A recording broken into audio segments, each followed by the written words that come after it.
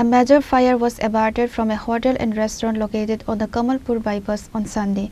The fire department was informed. They rushed to the scene and brought the fire under control. According to sources, it is adjacent to the house of Kamalpur's MLA Manoj Kanti.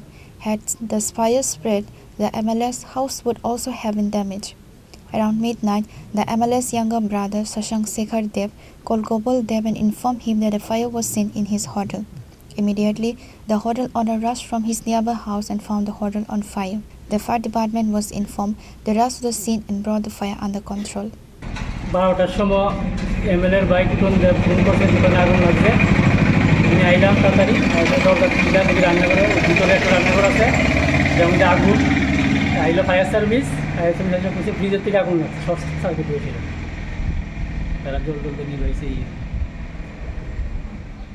Reported by Biplov from Chini, Khorang.